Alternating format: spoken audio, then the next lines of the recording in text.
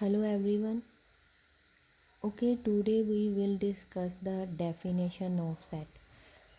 Firstly definition जो है वो सेट की डिस्कस करने से पहले हम इसके मेन पॉइंट्स को जो है वो डिस्कस करेंगे, जिससे हमारे लिए इजी हो जाएगा सेट को अंडरस्टैंड करना। सबसे पहला जो स्टूडेंट आपके पास पॉइंट आता है वो आता है यूनिकनेस का। What is uniqueness in set? Uniqueness mean unique, यानी जो आपके पास चीज़ें हैं वो यूनिक होनी चाहिए। अब यूनिक का क्या मतलब है? यानी जो आपके पास चीज़ें हैं वो सिंगल होनी चाहिए। अगर मैं कहूँ कि एक ही सेट में जो है वो चीज़ें रिपीट हो रही हैं तो वो आपके पास सेट नहीं होगा। फॉर एग्ज़ाम्पल, अगर मैं यहाँ पे राइट करती हूँ 1 2 2 3 4, तो जो आपके पास जो है अगर हम इसको ऑब्ज़र्व करते हैं, 2 comes 2 time, it's mean it is not unique. Uniqueness का क्या मतलब है? आपके पास चीज़ें रेपिटेशन में नहीं आनी चाहिए, रिपीट नहीं होनी चाहिए। जो आपके पास ऑब्जेक्ट है सेट के अंदर वो आपके पास यूनिक होने चाहिए, यानी उसकी जो है उसमें रेपिटेशन नहीं आनी चाहिए, वो सिंगल होने चाहिए। इसी तरह ये आपके पास जो है यूनिकनेस का कॉन्सेप्ट है। सेकंड आपके पास आ जाता है वेल डिफ़ाइन। अब वेल डिफ़ाइन क्या होता है?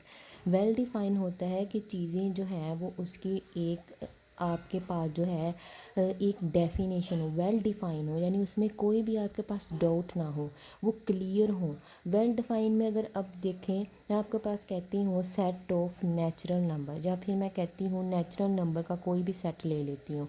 अब नेचुरल नंबर को जब मैं नाम ही लेती हूँ तो आपके माइंड में क्लियर इमेज पैदा हो जाती है, वो होती है 1 2 3। आपको फ़ौरन पता चल जाता है ये आपके पास नंबर जो है वो नेचुरल नंबर है 1 2 3 4, इसमें कोई भी डाउट नहीं आता। अगर मैं इसी तरह सिंपल वे में बात करती हूँ, चेयर है या टेबल है, तो जब भी आप चेयर या टेबल या कोई भी ऐसी चीज़ को जो है नाम ये सुनते हैं तो आपके माइंड में जो है इसके में डाउट नहीं आता कि ये चीज़ कौन सी चीज़ है।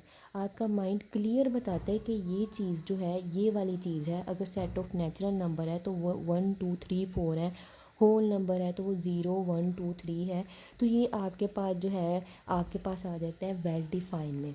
फर्स्ट प्रॉपर्टी यूनिकनेस हो गया आपके पास, सेकंड प्रॉपर्टी वेल डिफाइन हो गया। थर्ड प्रॉपर्टी अब क्या है? थर्ड प्रॉपर्टी जो है उसका लिंक है वेल डिफाइन के साथ ही। डिस्टिंक्ट मीन जो आपके पास क्लियर हो, यानी क्लियर आपके पास माइंड में उसका स्केच बन जाए, उसके बारे में आपके जहन में कोई डाउट ना हो। अगर मैं आपके पास जैसे सिमिलरली मैंने आपको बोला है कि आप किसी भी इंग्लिश अल्फ़ाबेट का नाम लेते हैं तो आपको पता है इंग्लिश अल्फ़ाबेट कौन से हैं, जो है ए बी सी डी, आपको पता है ये पूरा जो आपके पास इंग्लिश अल्फ़ाबेट है। इसी तरह अगर मैं सेट ऑफ इवन नंबर्स लेती हूँ तो वो आपको पता है 2 4 6 है। आपके माइंड में ये जो स्केच बना है ये क्लियर है, ये वेल डिफाइन है, आपके जहन में इसके बारे में कोई डाउट नहीं है। ऑन द अदर हैंड अगर मैं आपको एक और एग्जांपल देती हूँ, अगर मैं कहती हूँ कि आपके पास है सेट ऑफ स्टूडेंट्स, ठीक है, दूसरी तरफ मैं लिख देती हूँ set of high class students students in Pakistan, यानी किसी भी कंट्री को आप मेंशन कर सकते हैं। अब देखें इसमें डिफरेंस देखें, मैंने जो है फर्स्ट में राइट किया सेट ऑफ स्टूडेंट, सेकंड में मैंने राइट किया set of high class student in Pakistan. अब मैंने क्या कर दिया, अब जब आप फर्स्ट को देखेंगे आपके माइंड में स्टूडेंट का क्लियर इमेज जो है वो नहीं बनेगा। क्यों? क्योंकि आपको पता है स्टूडेंट तो चलें आपके पास वेल डिफाइन हो जाएगा, लेकिन अगर आप देखें अब आपको नहीं पता कि कितने ज़्यादा स्टूडेंट हो सकते हैं, कौन से स्टूडेंट है, आपको उसके बारे में क्लियर आइडिया ही नहीं है, वो वेल डिफाइन ही नहीं है। आपको पता है कि सिर्फ स्टूडेंट्स है, लेकिन आपको नेक्स्ट उसके बारे में कुछ भी नहीं पता, कौन से स्टूडेंट हैं, किस स्कूल के हैं, किस सिटी के हैं।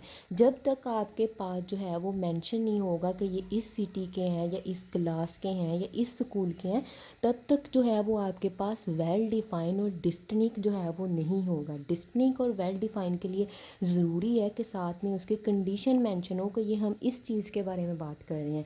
अगर मैं इसी तरह आपको जो है वो कह देती हूँ कि आपके पास जो है सेट ऑफ जो है आपके पास आ जाता है सेट ऑफ बुक्स, ठीक है, एक तरफ मैंने ये लिख दिया, ठीक है, दूसरी तरफ मैं लिख रही हूँ set of seventh class book, यानी 7th क्लास में जितनी बुक्स हैं वो आपके पास क्या है, वो आ गई हैं। एक ये सेट हो गया, दूसरा ये। अब बुक्स तो मेरे पास जो है वेल डिफाइन है, लेकिन वो क्लियर ही नहीं है कि हम किन बुक्स के बारे में बात करें। ऐसे तो आपके पास वर्ल्ड में बहुत सारी बुक्स हो सकती हैं, आप उनमें जो है वो आपको नहीं लेकिन पता कि हम किन बुक्स के बारे में बात कर रहे हैं। लेकिन दूसरी तरफ अगर मैं देखती हूँ 7th क्लास, मुझे क्लियर पता चल रहा है कि ये स्पेसिफिक बुक्स हैं। कोर्स में आपके पास जो जो बुक्स हैं इंग्लिश मैथ, वो आपके पास एक सेट में आ जाता है। ठीक है, तो ये आई होप आपने ये तीनों पॉइंट्स को जो है वो अंडरस्टैंड कर लिया होगा। Basically what is uniqueness, what is well defined and what is distinct. अब जो है हम सेट की डेफिनेशन को डिस्कस करेंगे। What is definition of set. जैसे कि अब आपको यहाँ पे पता है डेफिनेशन है कलेक्शन है, यानी हमने सम अप कर दिया है, वो सारी चीज़ें हमने ऐड कर दी हैं। ठीक है, हमने ऐड कर दी हैं।